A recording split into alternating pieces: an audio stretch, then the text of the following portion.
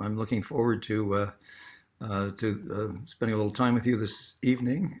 Since I was teaching at Tufts, I lived in Middlesex for quite a long time. Still have a small apartment there with in a two-family house with my daughter, but we have retired to our home in Williamstown, Massachusetts, and behind me is a view from essentially Petersburg Pass, where New York and Massachusetts meet. Looking back, that's Mount Greylock off way in the distance on the left, and the Taconic Range going off to the right. We have a lot of forests out here, and we'd like to be sure we can keep them. By the way, I was very interested in learning about all your work with native plant species. Both at our place in Arlington and our place out here, we made a real effort to plant. First of all, when we built, to disturb as little as possible, and then to plant as many native species as we could as we could find, and that's really been delightful, just watching that whole procession take place. So with that, let me just share my screen and go to slideshow, play from the start, and it should come up like that. Okay. So nature holds the key to a safe climate, and I will, as you'll see, I'll have really three parts to this working together. One is about forests, one is about wetlands, and one is about agriculture. And I guess I don't know whether you'd say I stole or borrowed this this picture of the diorama at the Harvard forest, just showing what the original forest looked like on the left, what it looked like around 1850. And you can see it was, excuse me, the early 1800s, and by 1850 it was pretty much barren, completely, about 80% deforested. We are now clearly disrupting life on the planet. And we're doing it with such force that we're even changing the very climate on which we depend. So the question we have to face is how to support the use of practices observed within natural systems to sustain forest, wetlands, and agriculture to address climate change. And I will begin with with this report that came out in 2018 by an organization called the Intergovernmental Panel on Climate Change. And this is an international UN organization in which was established actually by President Ronald Reagan and his vice president, George Herbert Walker Bush, in order to advise governments on what was happening to the climate. And so scientists are selected every about 5 years to start another assessment of what is going on and report that to governments. Then in addition to, and one of those just came out in August, and I'll refer to that in a few minutes. But they're also asked to do special reports, because in 2015, all the governments of the world, literally every single one of them, agreed in Paris that they should that we should do everything we can to prevent the world from warming by more than 1.5 degrees Celsius, that's 2.7 degrees Fahrenheit, above pre-industrial levels by 2100. That's a mouthful. So it's not supposed to rise by more than 2.7 degrees Fahrenheit by 2100. And so here's a direct quotation about keeping the temperatures from rising excessively. To keep that from happening, global net anthropogenic carbon dioxide emissions must decline by about 45% from 2010 levels by 2030 and reaching net zero around 2050. So if you've been paying attention to the legislature and the governor and their back and forth on what we're going to do about climate change, you know that Massachusetts has adopted this goal to be net zero by 2050. And what does net, this net term is really an important one. It means the difference between what we put in and what the natural world or any technologies we might invent take out. So we must simultaneously reduce combustion emissions and increase removal of atmospheric carbon dioxide by forest growth and ocean removal. And any other plants on land that goes in there with the forest growth. And why is is carbon, and why is it important? Carbon atoms are the building blocks of all living things. They provide the structure, and that includes the wood in trees. It's a large portion of the weight of all fossil fuels, coal, oil, and natural gas. And approximately half of the dry weight of wood in a tree is carbon. And when wood or fossil fuels are burned, the carbon reacts with oxygen to produce the gas carbon dioxide. The sun warms the earth, but carbon dioxide that's in the atmosphere traps heat from the warm earth, preventing it from being radiated into space. And so the increase in carbon dioxide and some other gases that we've put into the atmosphere has warmed the land and oceans by nearly 2 degrees Fahrenheit, 1.1 degrees Celsius. So we're 0.7 of a degree Fahrenheit below the limit that we established to not get to until the end of the century. Is climate changing? No question about it. The consequences are being felt everywhere. On the left, that's a photograph of a California wildfire, one of the many they've had in 2021. I actually have a colleague with whom I work who lives in Oregon, and he had to evacuate his town. When he got back, his house on his side of the freeway was still there, but everything on the other side had been burned. And this is a scientist who studies fires and forests. Everyone heard about the flooding in Germany this summer. This is just one photograph. I'll show you a few more. Pretty amazing jumble of things. This is a drone picture of one of the towns in Germany. And this is just showing people trying to evacuate. And here's some other people who are really trying to survive. You can see the depth of the water is quite astounding. By the way, this particular town has been there for over 400 years, and they've never seen anything like this, of course. So the Intergovernmental Panel on Climate Change is asked to produce, in their 2021 report that came out in August, what are the future prospects? And they're not good. These are direct quotations. Global surface temperature will continue to increase until at least the mid-century under all emission scenarios considered. Global warming of 1.5 to 2 degrees Celsius will be exceeded during the 21st century unless deep reductions in carbon dioxide and other greenhouse gas emissions occur in the coming decades. So we better get going. The second point, many changes become larger in direct relation to increasing global warming. This includes increases in the frequency and intensity of hot extremes, marine heat waves, heavy precipitation, agricultural and ecological droughts, and proportions of intense proportion of intense tropical cyclones, as well as reductions in Arctic sea ice, snow cover, and permafrost. There was a report this year that there were cities in Africa and Asia where the temperatures got up to about almost 130 degrees Fahrenheit. Death Valley hit 130 degrees Fahrenheit, which is an all-time high. So reducing heat trapping emissions from energy, doing this with our homes. This happens to be the home we built in Williamstown, and we designed it and had it constructed so it uses 84% less energy for heat and hot water than a code-built house.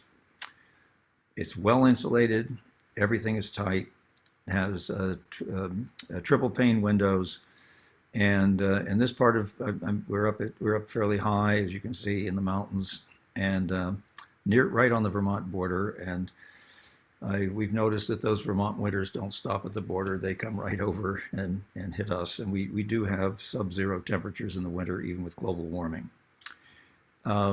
We're grid connected, meaning our wires go to the grid, and when at night when we need electricity, we buy electricity from zero carbon sources, In the daytime, we generate what we need, and for for 9 months a year, we generate a surplus, which we send back to the grid. And because of virtual net metering, I'm able to transfer those electrons, or at least the equivalent of those electrons, to my son's apartment. All our annual energy needs, heat, hot water, lights, appliances, well pump, everything are met by the solar panels over the year, and we produce a surplus. And so there are no carbon dioxide emissions. And 3 years ago, we bought a battery-powered electric vehicle, which we added a few panels for, and I now drive that about 7,000 miles a year, charging it with my solar panels, which makes going past gasoline stations with their high prices very. I have empathy for people who still have gasoline engines, but I don't have one. Well, we need more solar energy. We need these electricity, but we do not need to cut our forest to do it. This is a very large array in Connecticut. It was the best picture I could find of a very large array, but there are proposals for huge arrays all over Massachusetts. And over half of the deforestation that's occurred in the last several years in Massachusetts is for solar arrays. Solar arrays belong on rooftops. They belong on abandoned landfills. They belong on along power line rights of way. They belong in over toxic fields that are too expensive to clean up. They do not belong in forests. And this is just another picture closer to where I am in North Adams. You can see coming down from Route 2 in the hairpin turn, you look down on this solar array. And some people use Google Earth to, on the right, determine just how much forest was cut. And the claim is that it was about 6 acres, because that was the area of the panels. But in fact, the area of the panels is about 9 acres, and 27 acres were cut. And now there are proposals for arrays that are 300 and 600 acres. So what's ironic is that just down that road to the left is the site of an abandoned strip mall where all the buildings have been torn down. There's nothing there but asphalt, right next to a major transmission line. And right behind it is a field of solar panels on some abandoned land. Why it had to be built here, I don't know.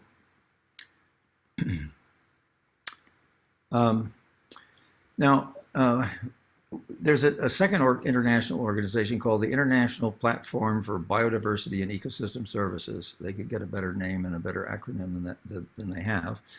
And they're just they published this report in 2019 that nature and its vital contributions to people, which together embody biodiversity and ecosystem functions and services, are deteriorating worldwide. Nature is essential for human existence and good quality of life.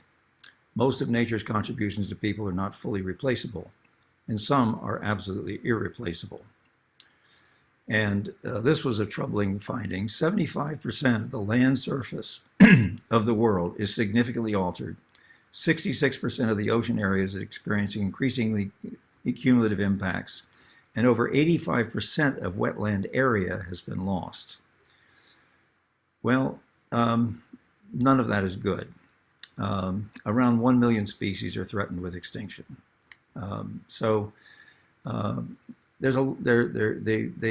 They reviewed thousands of studies to come up with these numbers.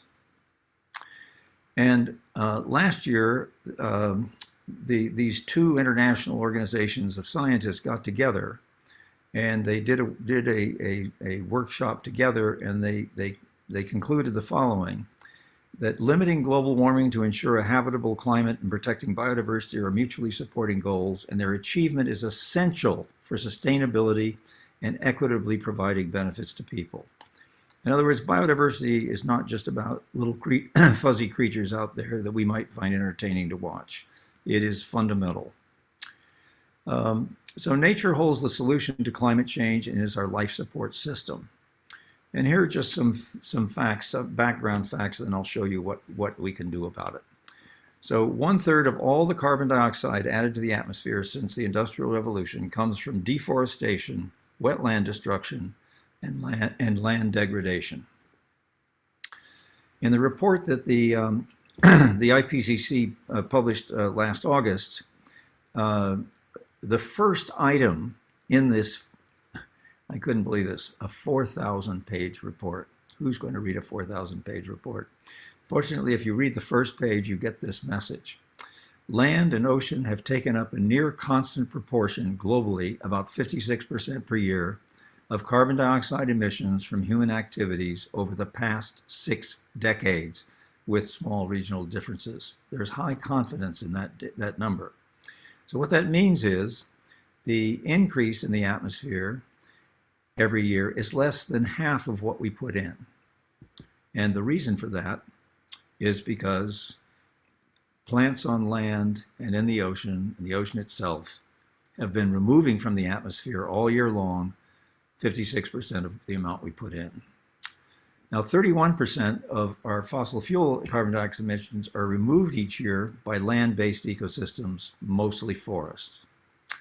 And in 2018, a group of German scientists concluded that the potential for forest and grassland ecosystems is to remove twice as much carbon dioxide annually as they are now doing if they were managed differently. Agricultural soils could also sequester an additional 1 billion tons of carbon per year. We're putting in about 11 billion tons of carbon as carbon dioxide every year. And each year, our soils are taking up some of it, but it could take up 1 billion more. And wetlands in the US are only 5 to 8% of the land area, but store 20 to 30% of soil organic carbon, an amount greater than in forests. That's, again, these are astounding facts which help guide us in how we should be managing our environment. So let me, with that as background, let me first talk about forest and climate change. And again, just to remind you, half the weight of dry wood is carbon, and half the carbon in a multi-age mature forest is in the largest 1% diameter trees. That was a study that came out about 3 years ago. And it covered forests from all over the world. In the US, it's a little bit less than that because we don't have as many big old forests as other parts of the world do. Older forests store more carbon in forest soils than in standing trees. So when we talk about the total amount of carbon and where it is, we have to look at the soils as well as the trees themselves, and also the downed wood, which stores carbon for long periods of time. So these are just some photos. There are still large biodiverse stands of large old trees in Massachusetts that store lots of carbon. These happen to be in Mohawk Trail State Forest, and if you ever get an opportunity, just come straight out Route 2 west from the Boston area, and come see the forest here in Mohawk Trail State Forest and Savoy State Forest. Picture on the right shows Bob Leverett, who's a retired Air Force engineer who got interested in large and old trees, helped found something called the Native Tree Society, and he and others do direct measurements. When Bob was younger, he used to go up these trees and drop a tape measure down to show how tall they are. He doesn't like to do that anymore, but he does have laser electronic equipment that can measure the height of a 150-foot high tree to within less than an inch. So he has been assembling this, and he's been measuring these trees over time and showing how they change, and I'll show you some data that he has put together. If we look at northeast forests and their carbon, on the left you can see the northeast forest cover. We are fortunate that we have major forests, and they're just the big dark green blob at the left-hand side. That's the Adirondack Reserve, which has been protected since by the New York State Constitution since the 1890s. On the right is a U.S. Forest Service map, which shows the amount of carbon. It's in tons per hectare. Think of it as tons per acre. The numbers will be different, but it doesn't change anything in terms of the relative amounts. And pink means very low, and dark green means very high. You notice that western Massachusetts and southern New Hampshire and Vermont form the largest high-density area in the whole Northeast United States. It's pretty astounding. Just to give you what that means, this dark green means that it's about, this says 130 metric tons per hectare, and the purple pink means it's 40. So our forests here in Western Massachusetts are more than 3 times more carbon on every acre than in Maine. That's because Maine has been harvesting their forests very heavily and not very sustainably for centuries, literally. I work with people at the Woodwell Climate Research Center in Falmouth, Massachusetts, which is judged the most influential climate think tank in the world 4 times running by all the other scientific organizations. And they put together this map, which shows where the carbon is most dense in Massachusetts. And it's these yellow areas up here around the Quabbin Reservoir, some sprinkling in here. The blue, the dark blue, I wish I'd used red for the urban areas, but it's dark blue. And then the dark green are other forests that are less dense. And this shows the changes between just a particular time period, 2003 to 2017. And the red means losses, and the dark green means gains. The eastern part of the state has gained a lot. It didn't have as much. The western part of the state has lost a lot, and it had more to begin with. There's one really strange feature here, which is this virtually straight line that goes parallel to the Connecticut border. And that was when that linear tornado, or Treccia, in 2011 just went for about 60 miles, just knocking down forest and trees right along the way. And that shows up in these data. These maps are made from space. They're satellite data that can measure the amount of carbon that's in areas down to about 100 feet by 100 feet. So we have been losing, and here you can see a graph showing the gains. The gains have been pretty steady for a long time. The losses decreased around 2008. That was during the financial crisis when not much harvesting was done, but the losses have increased a lot in more recent years, and so the net change has been an ongoing decrease. And this is just putting it in numbers. If you look at all of Massachusetts, you have the total, the total amount of carbon in 2003, the total in 2017. Good news, there's more in 2017 than there was in 2003. But we could tell from those red spots that we'd lost almost 2,000 tons. And the dark green spots, we gained 4,700. So we've gained about 2,780 tons of carbon. If we had not harvested anything at all, then obviously we would be adding this 1952 and the 4,700. We'd have 6,685. And over 14 years, those trees that were cut down would have grown, and they would have added about another 546,000. By the way, this is 6.6 million tons, by the way. And this is 6.6 million tons, and this is 500,000 tons. And you add that up, and we would have had 7,200,000 tons, which is greater than 4.7 million tons. And Massachusetts anticipates that with the incentives they have, that we will convert 150,000 acres of forest to solar panels unless we change the rules. So, natural climate solutions.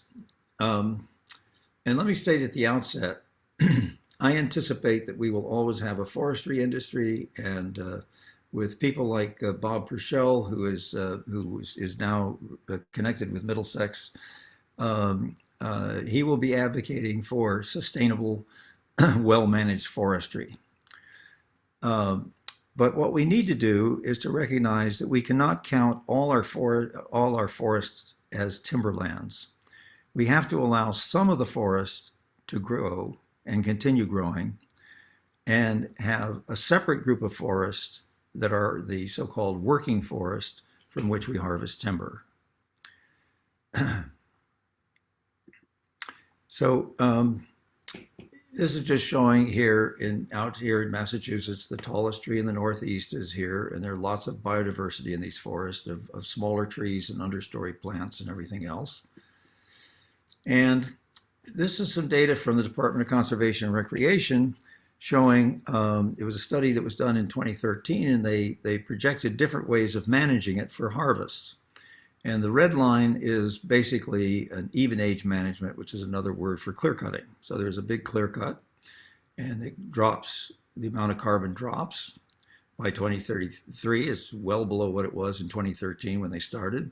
And then it gradually grows back, and eventually there will be more by 100 years later if nothing else is done. And then there's two other means, the blue line and the purple line, which are either late successional management or uneven age management. But the green line is if there was no cutting. And you can see that the total amount of carbon in that particular forest is about double after 100 years from what it was originally. And so that's just an example of what happens if you allow forests to keep growing. So this is a picture of me in Mohawk Trail State Forest standing next to a tree which is storing several tons of carbon, a single tree. And so we hear a lot about planting trees. All of us like to plant trees. It's a good thing to do. There's no question about it, but letting them grow is better if we're interested in removing and accumulating more carbon. So we talk, the forestry term for planting trees is afforestation. After a harvest, we reforest, and there was no term for letting trees grow.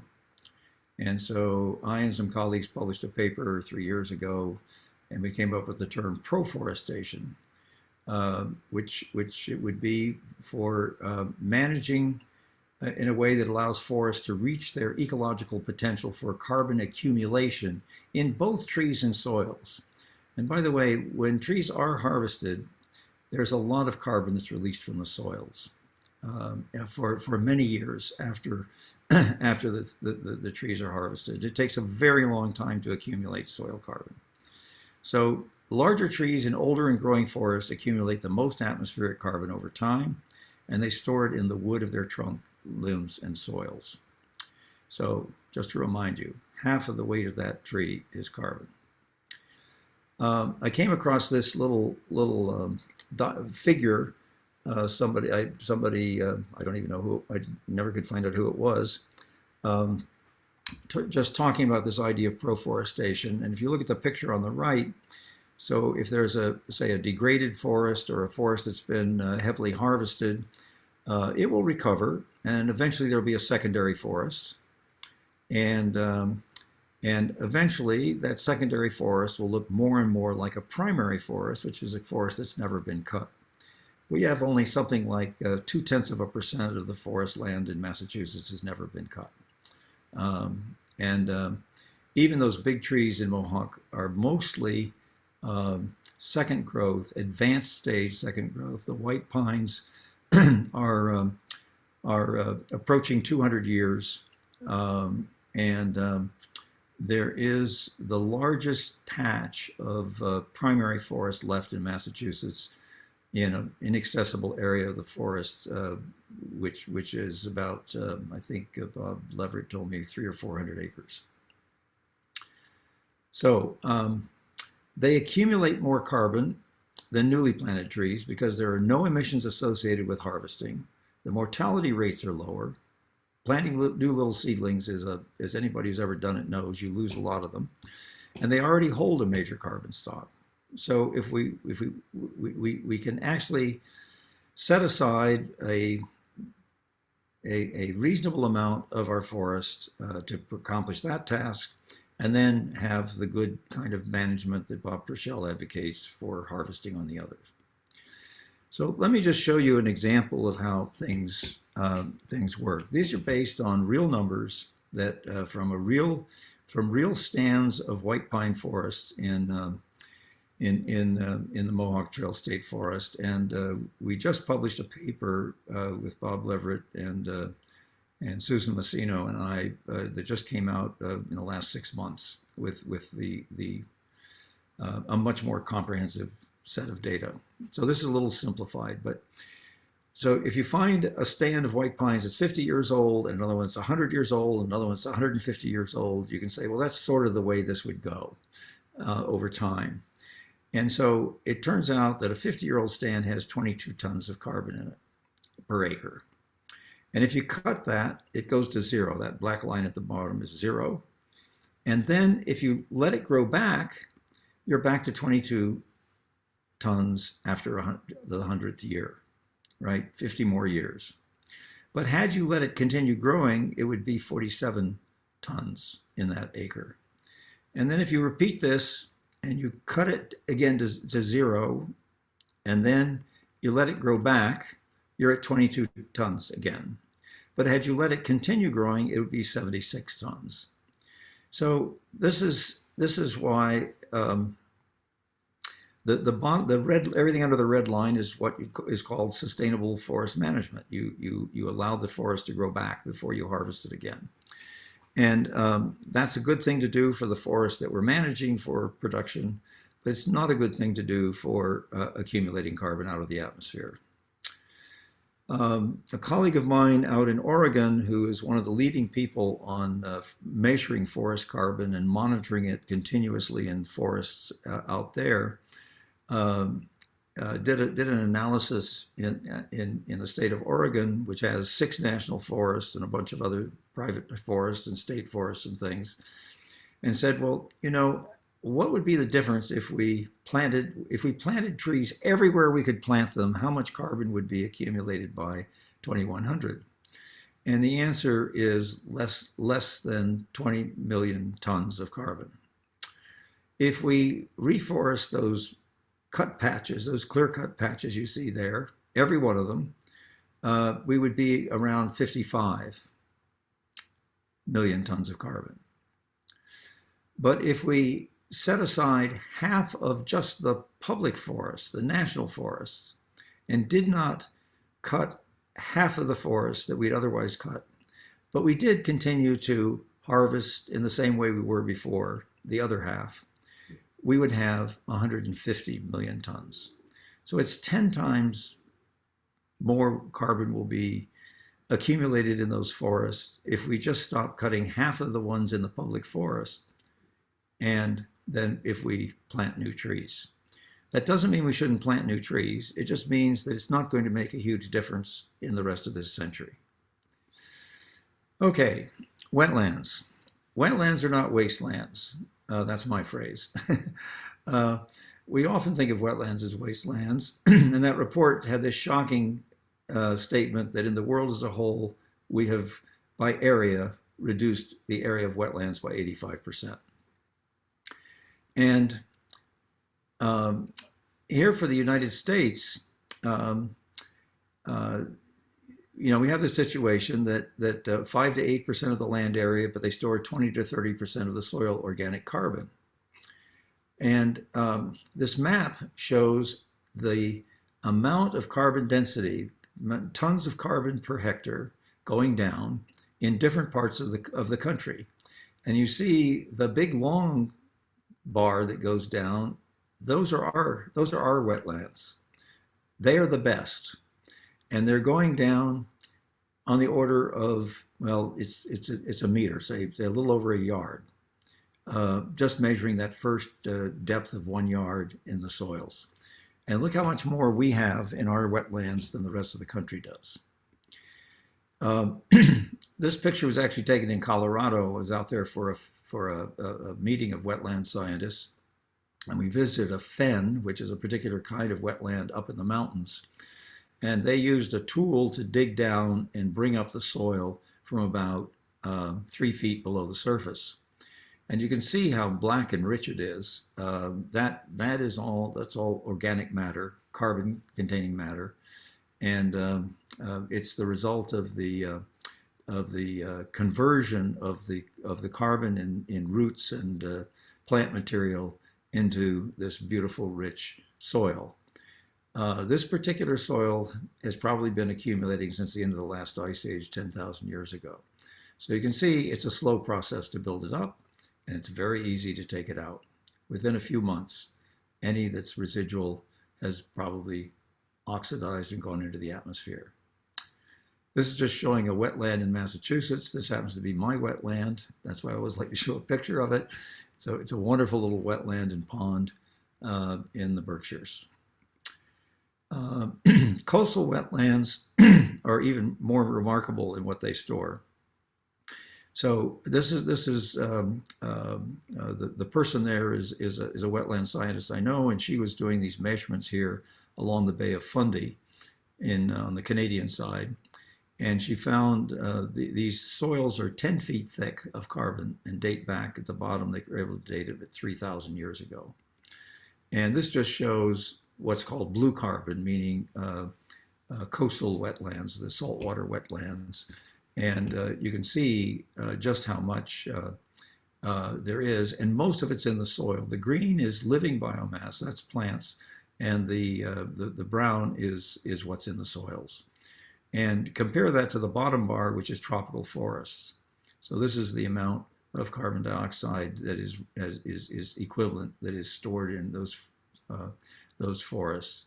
For a hectare is roughly 2.5 acres. And you can see there's much more in all the wetlands except for the seagrass wetlands. But salt marshes and mangroves are especially good. We don't have many mangroves in Massachusetts. We don't have any mangroves in Massachusetts. But it's just a stunning example. Agricultural soils are also solutions. They could be sequestering an additional 1 billion tons of carbon per year and help to close the carbon gap. That's work that was done by Ratan Lal, who is a renowned soil scientist at Ohio State University. This is a photo of Caretaker Farm in Williamstown. It's the farm, the community-supported agriculture. It's organic. That's the one that we've known the founders of it and the owners of it since it was founded. And that's where we get it now supplies vegetables to 200 families. And it was so productive that the National Science Foundation gave them money to bring people from as far away as India to see their agricultural techniques. And UMass used to send people up to measure the soils, and were always surprised at the amount of carbon and the amount of nutrients in the soil from their management practices. In 2015, the French government announced that they had done a calculation that if we could increase soil carbon just 4 parts per thousand, 0.4% per year, it would remove the difference between what we emit and what nature removes. And we'd no longer be increasing carbon dioxide in the atmosphere. We can't achieve that in practice because there's a lot of land that is not very productive. But it's a very good metric to keep in mind, and tells us that we, with our richly organic New England soils and wetlands and things, could be accumulating probably well above the average of what our soils what soils across the country are capable of. In addition to row crops, there are grazing animals.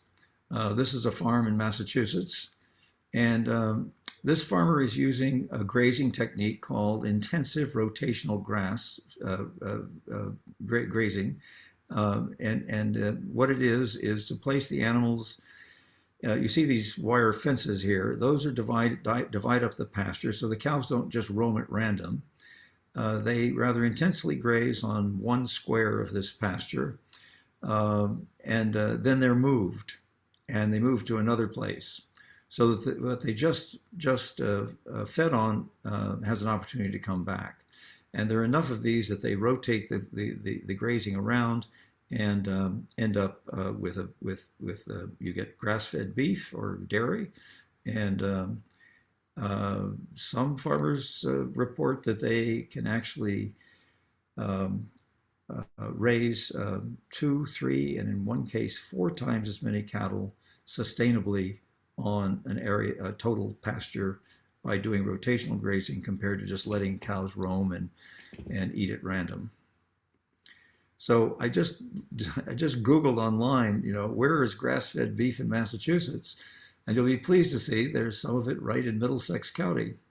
If you click on any of these, you can find out what they're doing. I don't think all of these are doing rotational grazing, but some of them I know are. So you can actually take advantage of not only grass-fed, but sustainably grass-fed right here in Massachusetts. And why does this work? Well, they're showing across the top the growth of grass over 4 or 5 or 6 years to what's called permanent pasture.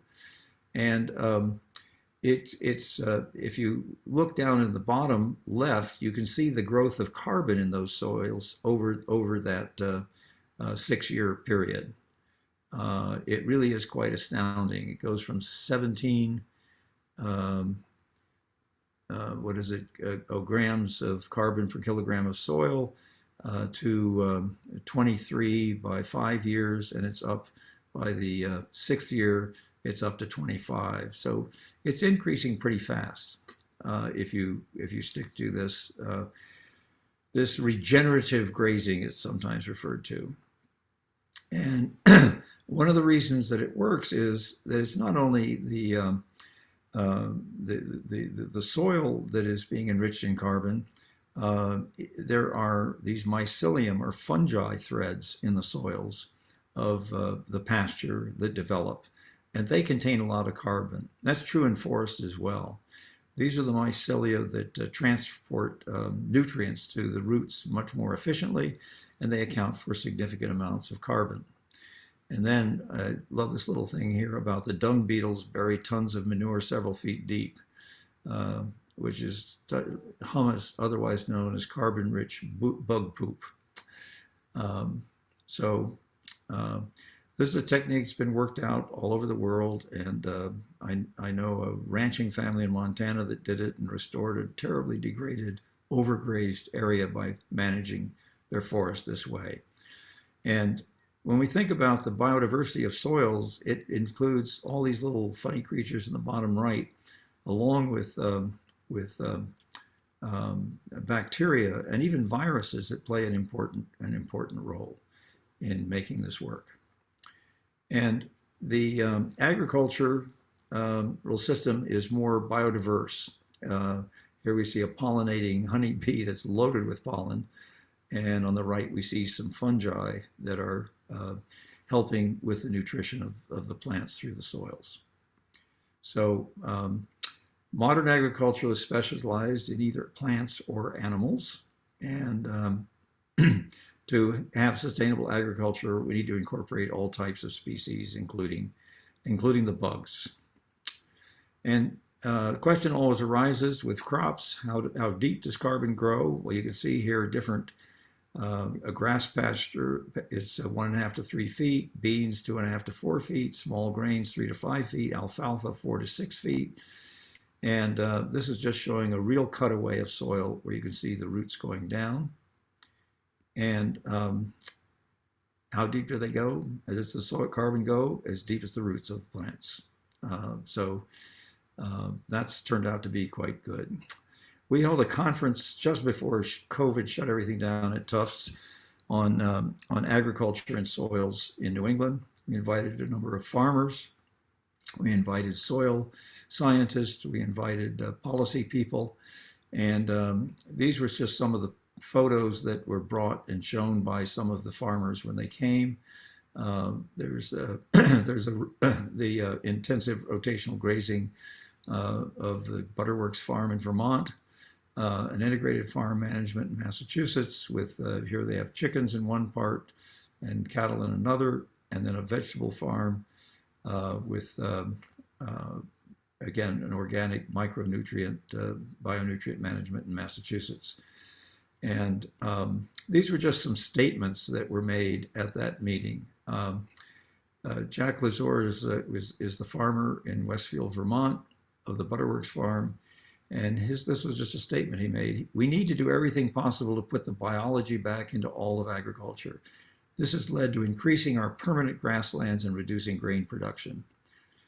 Growing crops organically without plowing and herbicides is the new frontier in organic farming. On conventional Vermont dairy farms, this means less continuous corn, more grass, and annual cover cropping.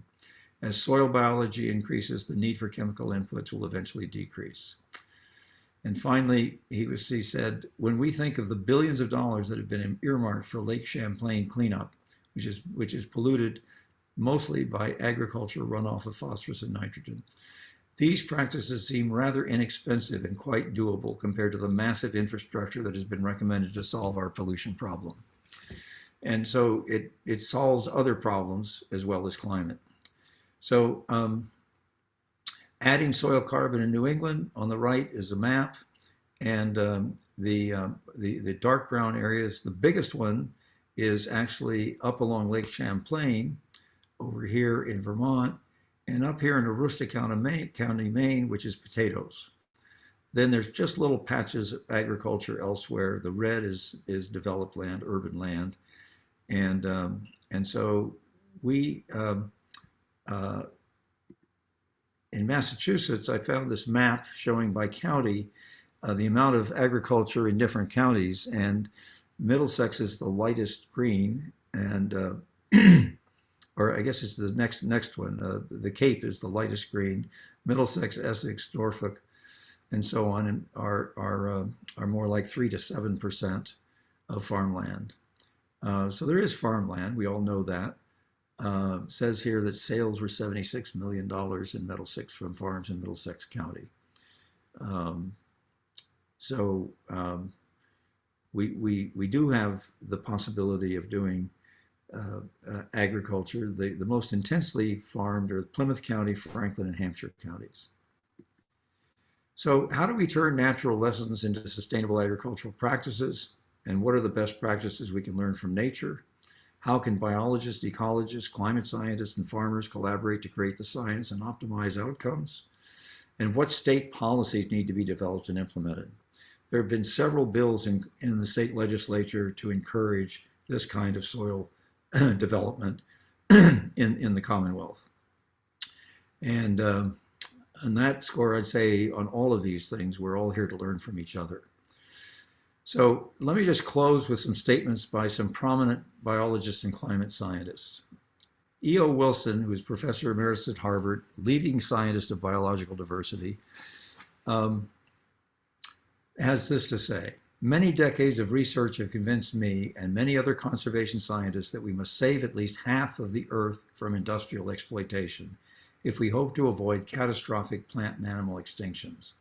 Protecting our public forests is the single most important action the people of the state can take to preserve our natural heritage. That's an interesting idea, and there is an international goal, and President Biden said we're going to do this, which is 30 by 30. We're going to set aside 30% of our land and oceans by 2030. But it's a little ambiguous as to what that means. I would suggest, in thinking about E.O. Wilson's Earth Needs Half, that if you think of Earth as a single person, I suppose I could get along with one arm or one leg or one lung or one kidney. I'd have a hard time getting along with half a brain or half a heart. So there's some things that'll have to be kept whole, I think. But anyway, it's an interesting idea. And then finally, George Woodwell, who's one of the people who, among other things, figured out why DDT was bioconcentrating and harming all and a lot of other things of these persistent chemicals. Right now it's PFAS, and it's just following the pattern. He made this discovery in the 1970s. And anyway, he's also one of the first scientists to really talk about climate change in terms of what it meant for the land and how the land would make a difference. So here's his statement. Forests are a big part of the climate equation. Deforestation produces about 20% of total global greenhouse gas emissions. Industrial disturbances in forests exacerbate global warming. Fortunately, North Americans have an outstanding opportunity to aid climate stewardship just by managing and protecting our forests. Pushing our governments to take action is just one more step you can take right now. So those are two very distinguished scientists talking about this. So let me just conclude by saying in forests, wetlands, and soils lie the future of the planet. Thank you.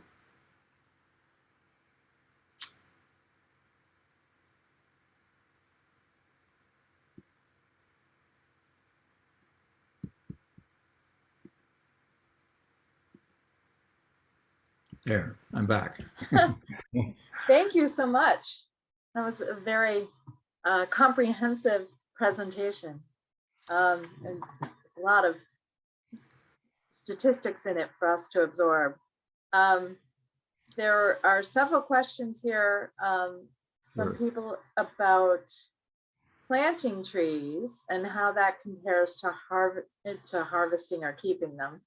I think you really answered those, but Well, let me add one thing. I mean, Middlesex County, of course, has a lot of urban areas. And planting trees in urban areas has a disproportionate benefit because not only do you store carbon, but you create shade. So you basically don't warm up the black asphalt and so on as much. And those leaves, when they absorb that solar energy, it causes evaporation of water from the leaves. So that's drawing water from the ground up through, and as the water leaves the leaves, it cools. It takes away heat. And so in urban areas, there can be a 10-degree difference in temperature in areas that have trees and those that do not. And so you actually get more than just carbon storage from the trees in urban areas. I mean, those same things happen in forests and rural areas as well, and you do get some regional cooling. But probably most important in both urban and rural areas is that water that evaporates is not water that floods, right? In other words, you put it into the atmosphere rather than having a flood like you saw in Germany there, for example. So it's hugely important. And if an area, New York City has just done 1 million tree planting in the last 5 or 6 years. That's an amazing undertaking.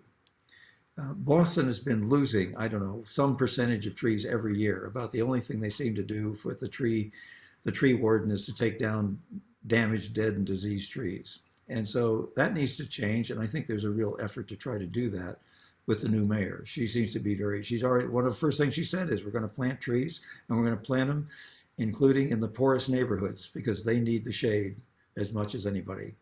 So we'll see some changes. So it's a good thing to do. And that was my question, Michael left here, and I totally agree all about trees and their multiple benefits all over the place. But my concern was, and this kind of a leading question was, what do you think of tree planting initiatives to mitigate the loss of mature trees?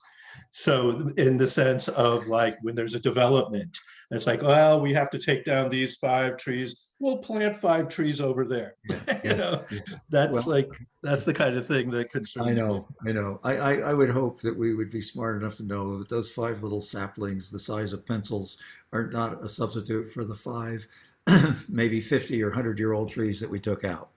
And Bob Leverett's done some interesting things where he showed, oh, I should have put that in here, that if you have one large, he took one large urban oak tree that I think was 20 inches in diameter and said, how many trees that are a foot in diameter do you have to have? And it's something like 40 or 50. And how many do you have to have of trees that are 4 inches in diameter and so on? And you get up to thousands of little trees to be the equivalent of the amount of living biomass and carbon that was in that big tree if it comes down. So I think we could be a little smarter. I mean, there are times when we have to take down trees. There's no question about it. But let's not get away with, I planted 2 trees for every tree I took down. I mean, Exactly. Thank you. better than one.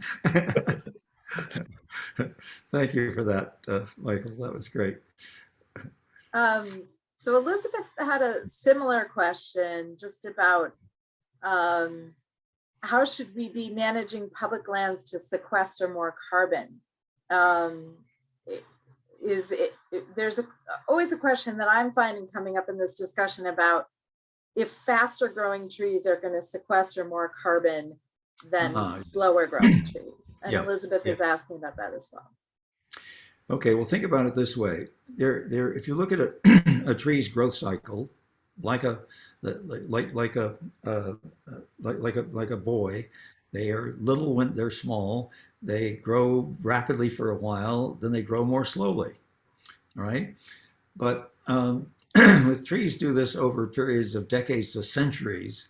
And so, for example, I've heard it said, oh, those 70-year-old oak trees are over mature.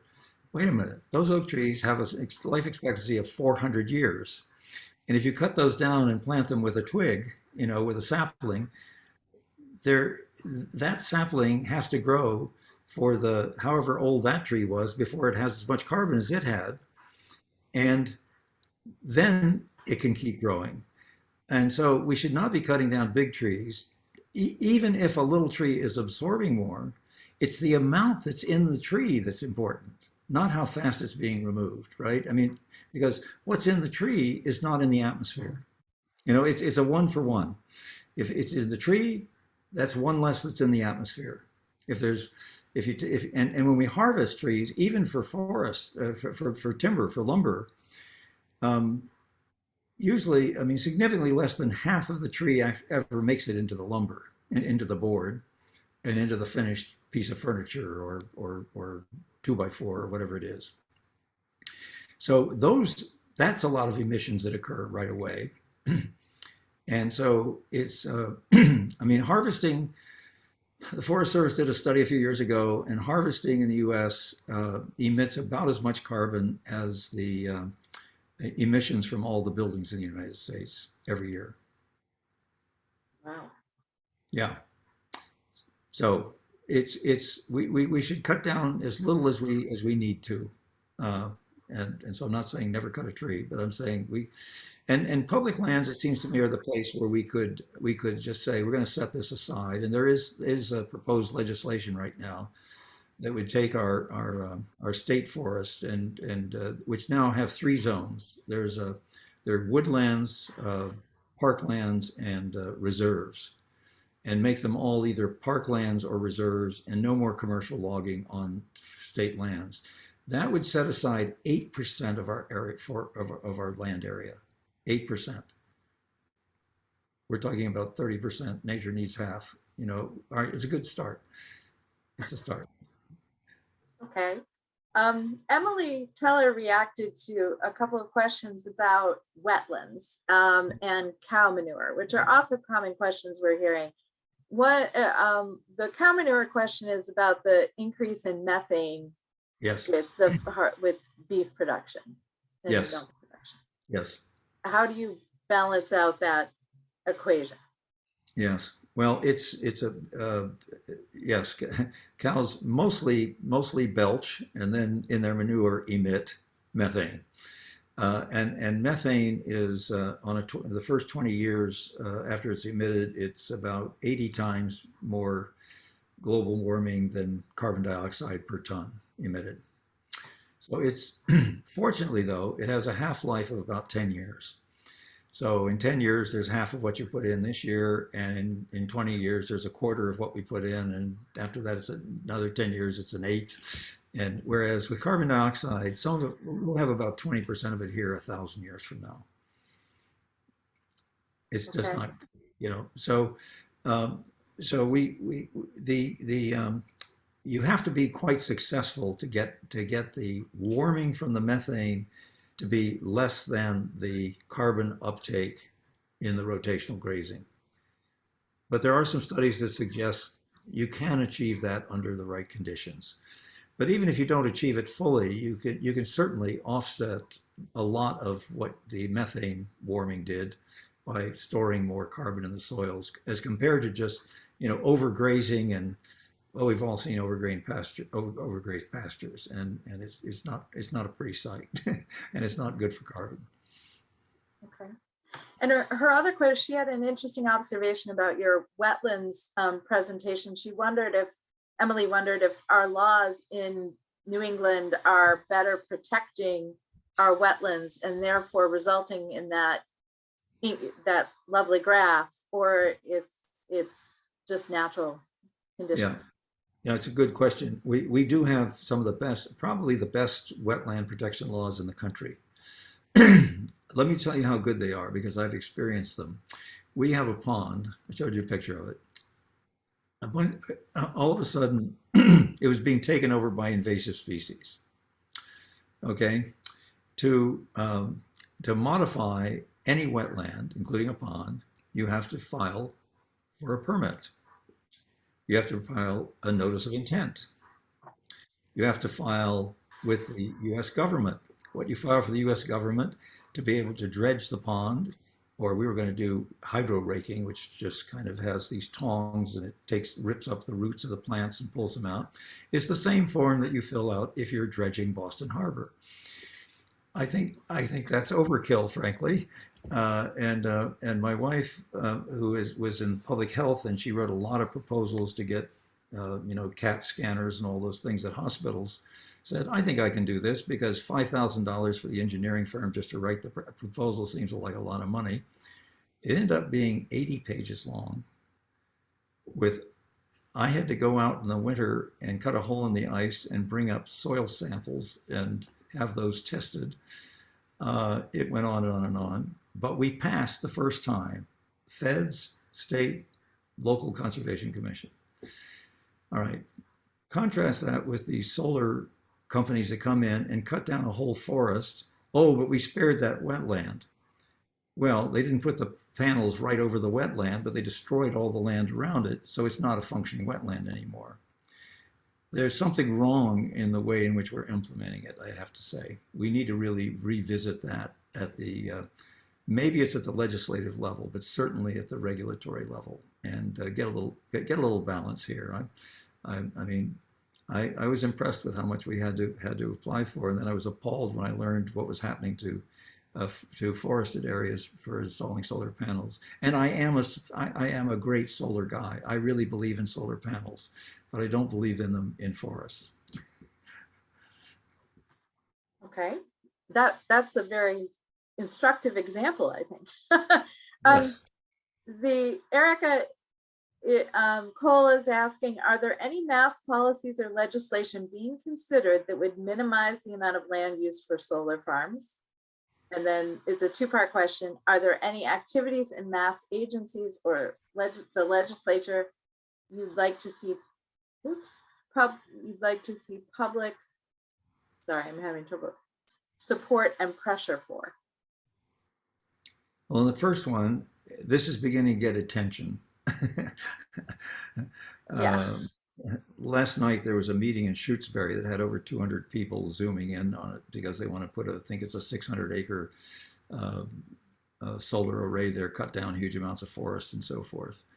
And one of the people who was presenting, they have an area, and then this solar area was right next to it, and they they did not follow the plan. They had a disastrous flooding that destroyed large parts of their forest. I mean, it was heartbreaking to see the video that they showed of what was happening. And we shouldn't, as citizens in Massachusetts, we shouldn't have to put up with that sort of thing. I mean, it's just the whole thing has been set up with subsidies from the state. I want to tell you, to cut down forests and put solar panels there. And I think it's unfortunate. It happens over and over and over again that the large industries are able to convince the legislature to let them, and the regulatory people to let them do anything they want. And we should push back. I think as citizens, I think we have an obligation, and I feel an obligation as a scientist to lay out the scientific facts on those things when they happen. And so I urge all of you to put on your citizenship hat and contact your state legislator or your state senator.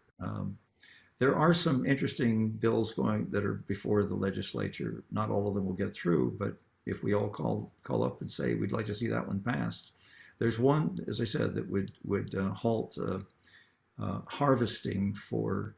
It doesn't end all cutting. There may be times when you have to cut some trees for some reason or another, but it's not for commercial purposes. So that would end. And there was a hearing on that last week or so ago. Okay. Elizabeth is following up with a question about local zoning bylaws or examples of those that could support carbon sequestration that we might look into for our own communities. That's a great idea. I don't know many towns that have one that really focuses on carbon. I prefer to say carbon accumulation because it's protecting what's already there and adding more to it, as opposed to just pulling it out of the air right now. And so I think that's a great idea. A number of towns have bylaws about where you can put solar arrays, but these big developers come in and threaten to sue the town if they don't let them have access to whatever they want. And how many towns have the resources to hire the lawyers and everything? So there's increasing pressure on the legislators to do something about this and change these rules so that this heavy-handedness. And what bothers me as a scientist who believes we have to have a lot more solar energy is that this is creating hostility to solar panels.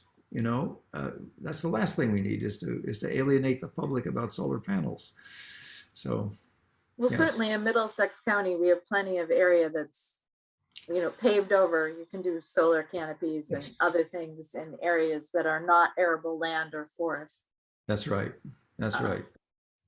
So Erica asks, it's sort of a similar question. Is there anything you'd recommend we do on the local level regarding regenerative agriculture other than just buying it?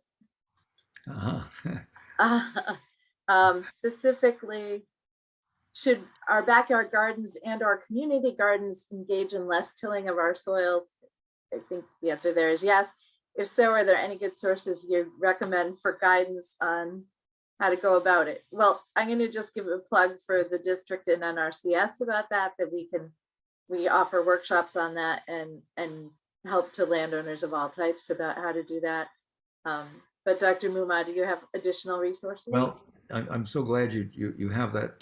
We have these resources that we don't use, and I think that's great that you have that to capacity and that you are making that information available. I saw a figure not long ago that lawns in the United States cover an area greater than the state of Pennsylvania, and they're not very biodiverse. They're not very interesting. I mean, they're just sort of there, and so we could there's actually a huge potential there to do something with these lawn areas and with our backyard gardens to make them each of us our small part to both enhance biodiversity and to accumulate carbon out of the atmosphere and into the soils. So Well, that's great. you and Erica gave me a great setup, and we did not talk beforehand, but the district Good. is looking at putting on alternative lawn care and organic lawn care workshops, in addition to how to create more pollinator or other like meadow type habitats or lawn alternatives in so that small landowners can also take part in regenerative practices. And a lot of people are now interested in gardening who may not have been prior to the pandemic years. And so we're looking at trying to help people, not just with the native plant aspect, but also focus a little more on what kinds of food you might establish in your yard that would exist over many years, and how you would go about doing that. Mhm. So Edith is, I guess they're all thinking about farming. Edith is asking about permaculture farming and whether it's an underutilized practice in Mass, and if it's part of the answer to reducing greenhouse gas in agriculture. It certainly is. I mean, the great thing about permaculture is you don't ever turn over the soil. And what we got into this. I think we inherited this habit of turning over the soil from the heavy soils in Europe that you really did have to turn over. We didn't really need to do that as much here, but we got into the habit of doing it. And every time you turn over the soil, you're bringing to the surface a lot of that organic material, a lot of that carbon-containing, rich material. And when it's exposed to air, it literally does the equivalent of burning. It becomes carbon dioxide. And so this is why no-till agriculture is such an interesting transformation that's taking place. One, it's a lot of work, less work. One, you use less tractor power, you use less, everything, and you don't lose all that rich carbon material that you had in the humus by exposing it to the air. So I think those are all great strategies that are, and the nice thing about them, they're scalable. The place we have in Arlington is a 60-foot wide lot, right? The house takes up 2/3 of it. There's a little tiny piece in the front, a little tiny piece in the back, little strips on each side, and they're all planted with native shrubs and pollinator kinds of plants. And it's we have well, for suburbia, we had a pretty rich biodiversity there. That sounds beautiful. Emily is asking, she's playing devil's advocate. How can housing get the lumber needed if harvesting is decreased to half of the existing harvestable forests? Won't the building industry lobbyists derail any legislation we can push? Sorry, I accelerated ahead of her question.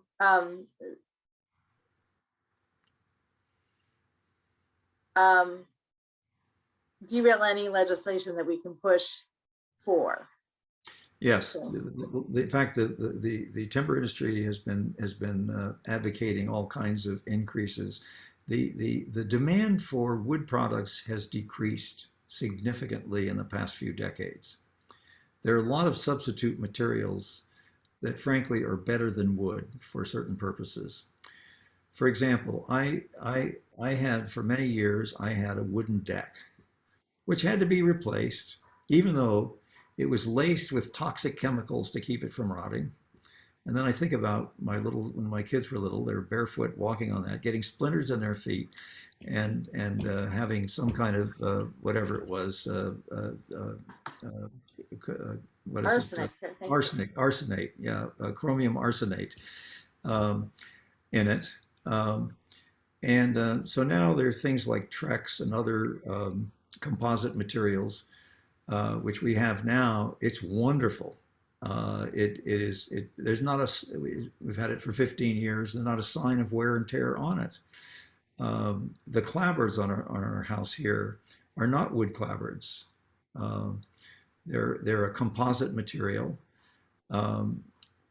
they have not needed painting in 15 years. There's no warping, chipping, peeling, rotting. The only mistake I made is I didn't like the way that the trim looked in that material, so I used wood. Beginning at year 5, I had to start replacing it because it was rotting. And after 15 years, I've replaced it all at not an insignificant cost. So the industry has upped the amount of disposable paper products that we use, and they've just got an agreement from the federal government to double the harvest on forest lands, which had dropped to 1/4 of what it was because demand had dropped, and they want to just export all that. Right now in Massachusetts, 90% of all the trees that are harvested goes to Canada as logs. There's no value added at all in terms of I mean, there are some small sawmills, but I just think that's makes no sense at all. We get very little money for that. We have very few people employed in the industry. In fact, many of the harvesters I see out here in Western Massachusetts come from New York and from Canada. They aren't even from here.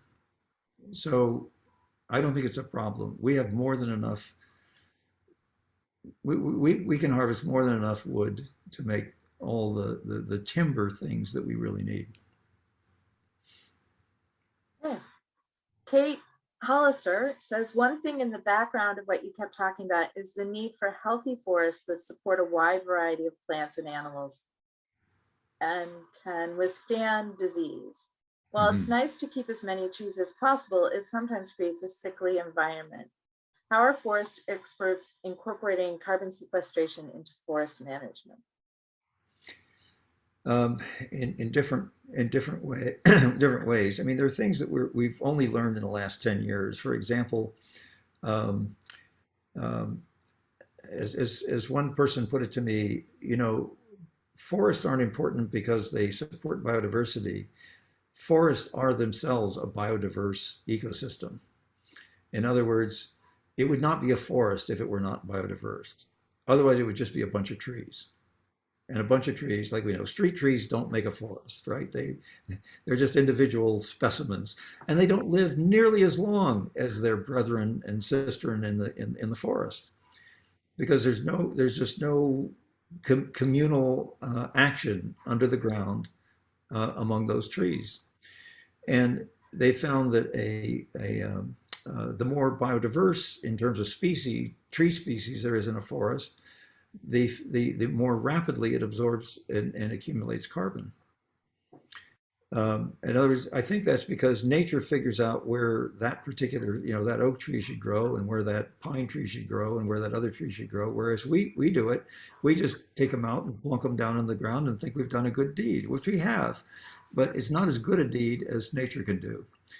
And there was a study that was done by, what's her name, Cook Patton, Susan Cook Patton, I think her name is, and some people. They found that in the first 30 years, a naturally regenerated forest had 30% more carbon in it than a managed reforested area. Mother Nature knows something that we don't know, I guess. I don't know. Kate, did that answer your question? I'm not sure I stated it correctly.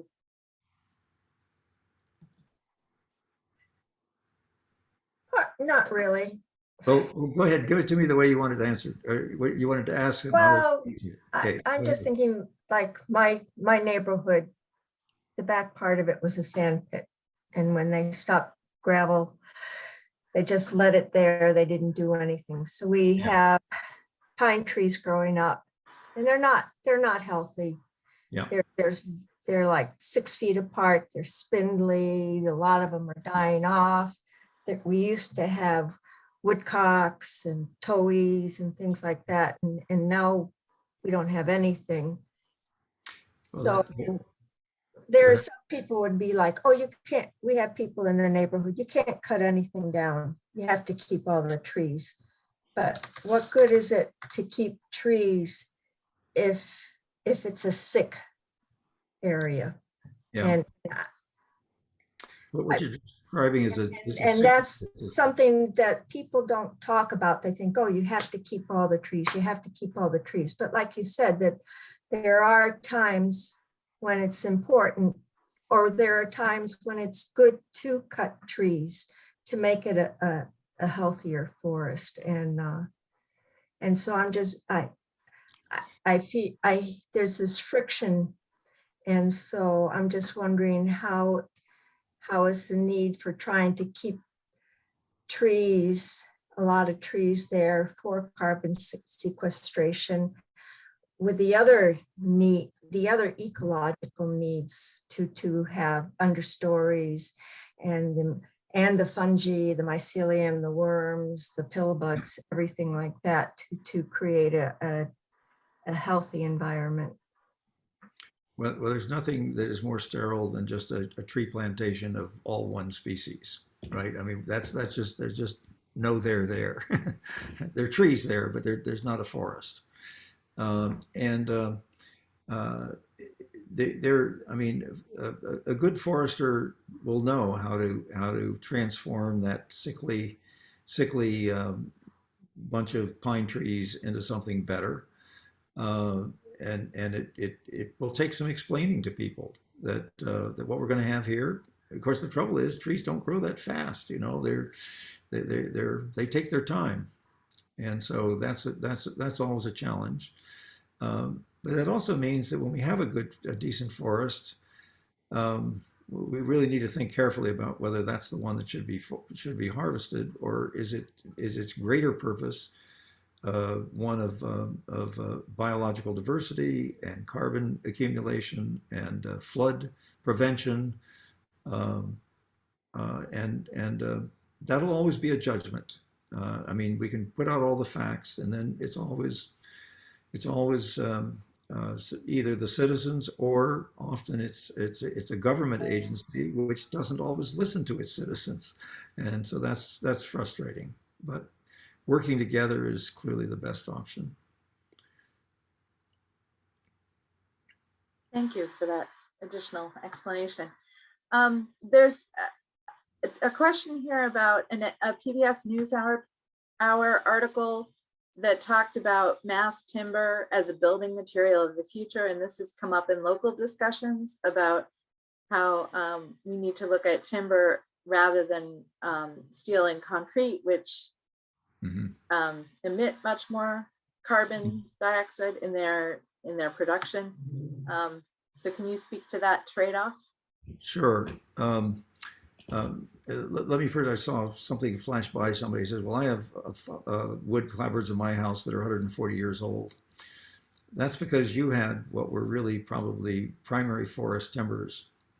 The boards that you get today are often rapidly grown as fast as possible with wide grain, and they're a lot weaker and more vulnerable to fungi and rot than those original clapboards. And it's really quite, there was somebody who was responsible for figuring out how to grow these trees much faster, who made a public statement a couple of years ago that he thought it was a mistake. Because they were just looking at board feet. They were looking at quality of the board feet. And so that's a problem. I just wanted to get that out there, because I think that is important. I mean, we all have experience. In New England, we have experience. I mean, Paul Revere's house is, what, 17th century, for God's sake. How many Paul Revere's houses are there? Not many. So let's go back to your question, to the question, which was about, just repeat the last part of that question. I believe it was just about the trade-off between the idea of manufacturing something out of concrete and steel versus harvesting more timber for large scale construction. Right. Well, the timber industry would have you believe that theirs is much less than it is. There was a research paper that came out that said the estimates of the benefits of, there are benefits of wood from an immediate carbon point of view, no question about it. But the estimates of how much it is are wrong by factors of between 2 and 100 fold. And because they don't count all the carbon, if you don't count the full carbon cycle, you miss a lot of it. The other thing that's happening is that the mass timber construction and we're going to have this cross laminated timber and we're going to build skyscrapers with it and so on. Again, it's the forestry industry trying to create markets for wood. At Oregon State, the School of Forestry built their new School of Forestry with cross-laminated timber. It was halfway up. Some of it delaminated and collapsed. It cost them several $1 million extra to get it finally built. The other thing about cross-laminated timber is it's much weaker than timber, and you need more of it. You need more wood to make the cross-laminated timber, which is kind of a super plywood kind of structure. The other point is that the steel industry and the concrete industry have both declared that they will be carbon neutral by 2050. And some of them have actually moved in that direction. There is a form of concrete out now that, so you add up all the emissions that come from the energy that goes into making cement, and and then as cement hardens into concrete, it releases carbon dioxide, but then it reabsorbs some of it. It's almost like trees growing. And there's a kind out now that recovers about half of the carbon dioxide that it originally took to make it. That's over several years. In the case of steel, it's the real carbon intensive part of making steel is taking iron ore, which is basically rusted iron, and taking the oxygen away from the iron. And the way you do that is you heat it very hot with coal, and the coal is carbon, and the oxygen prefers, at high temperature, prefers going to carbon than being with iron, and so it goes off as carbon dioxide.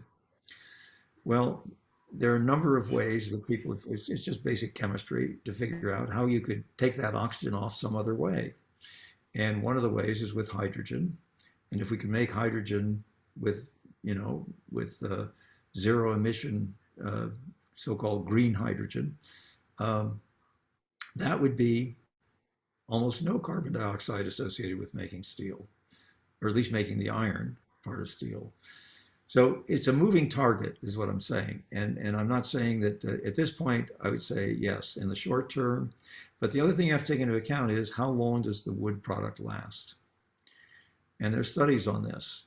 And it turns out in the United States, the turnover rate of wood houses is 2% a year. What that means, the average lifetime of a wood house in the United States is 50 years. So it does not last forever. Of course, neither do concrete buildings last forever, but they last longer than the average wood house. So you have to do that one maybe twice. And so it's not an easy calculation, and there are always exceptions to particular cases. But I think we'd be better off keeping a mix of different building materials, at least for a while, because we don't know where all of this is going to go. And the pressure is on iron and steel and other materials right now to be less carbon intensive. The clapboards I put on my house were more carbon intensive than if I'd put wood, but I would have to probably replace those wood clapboards because they are these rapid grown thing, probably every 20 to 30 years.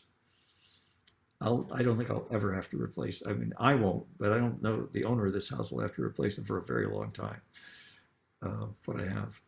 It does get very complicated thinking about the life cycle Yes. greenhouse gas of every product or every decision you make. And I think the more you look at it, the more confusing sometimes it can get. So, and it is changing all the time. That's right. So Jerry, who farms the best lettuce mix I've ever had, and he didn't pay me to say that. I make a special trip to go get it. Is following on your point of CO2 increasing plant growth. So Yeah. he's wondering if nature will be able to moderate the growth of CO2 on its own because the plants will absorb more over time. Yeah.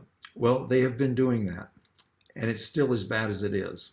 But it would be much, much worse if the plants were not growing faster uh, than, um, than they did before, because they're basically being fertilized with carbon dioxide.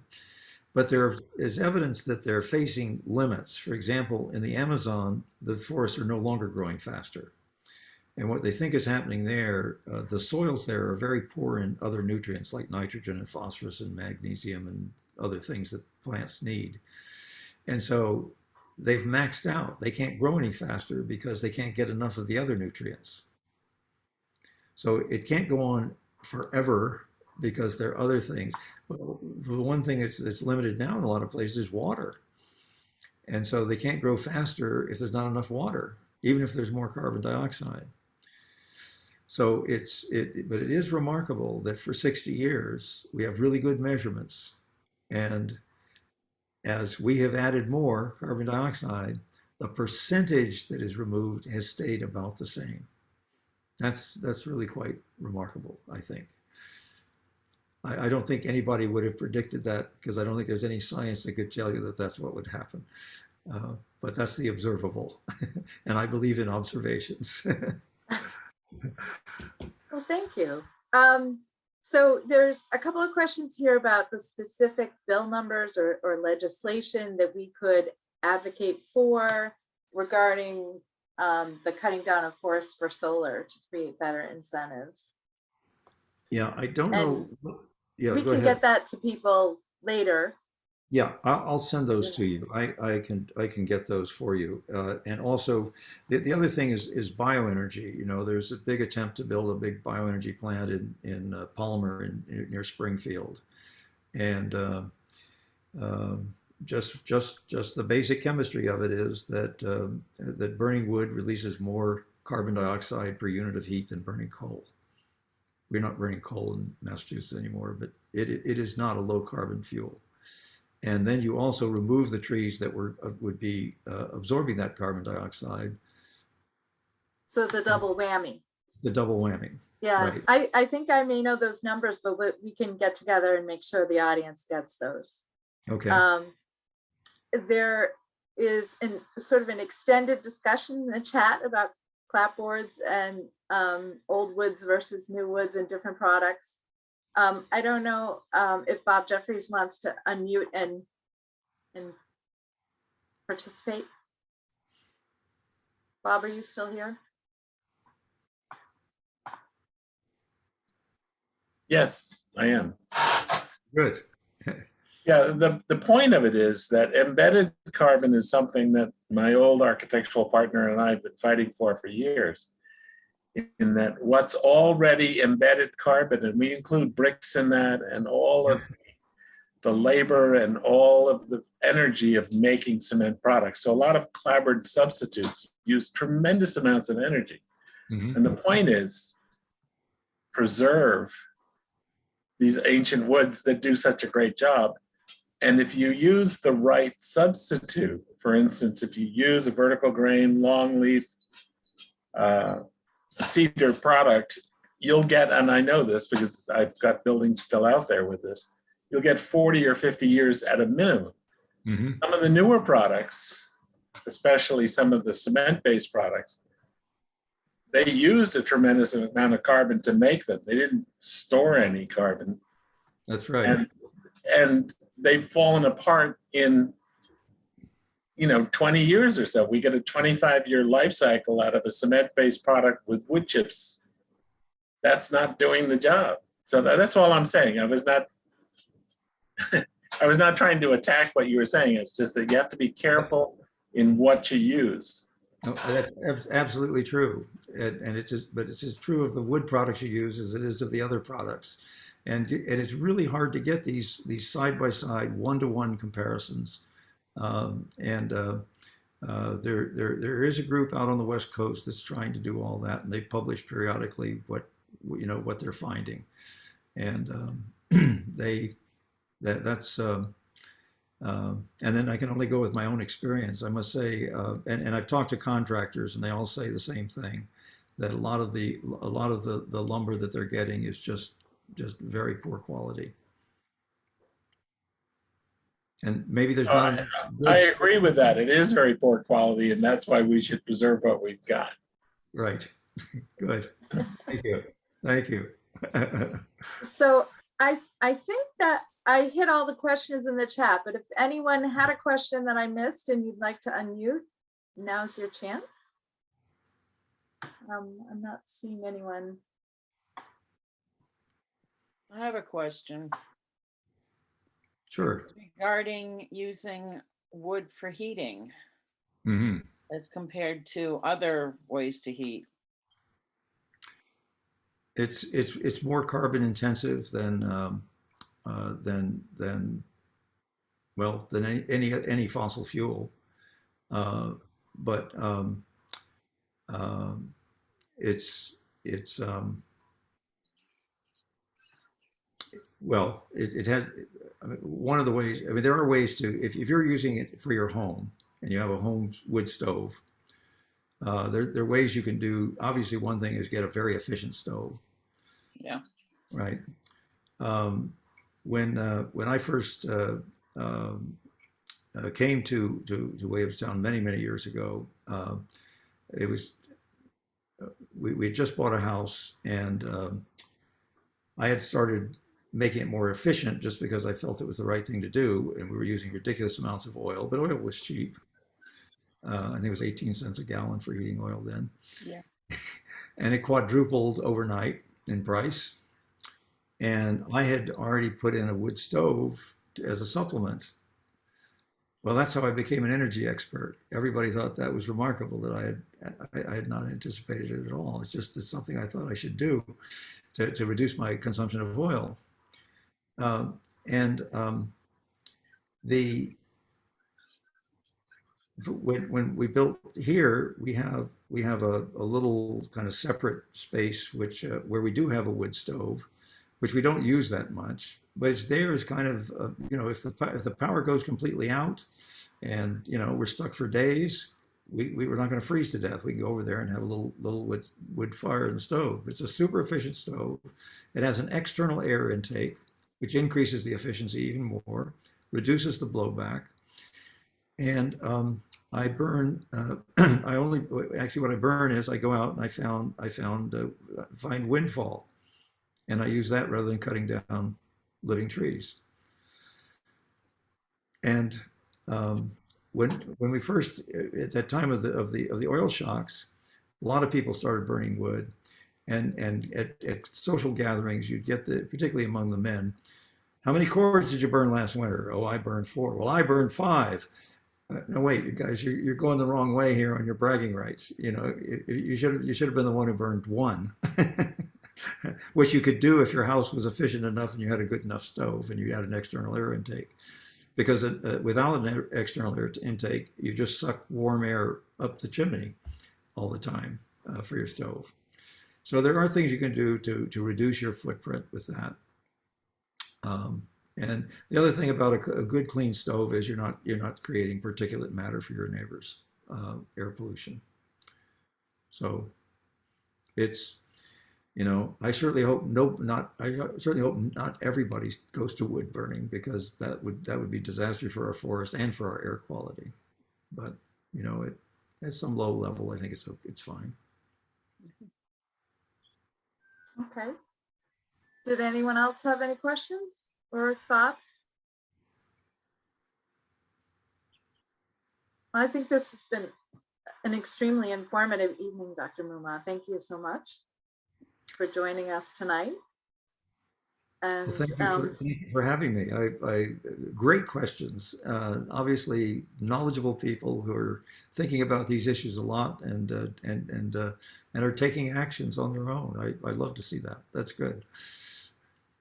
well, we hope to continue doing that and offering workshops that answer some of these questions more in depth in the future.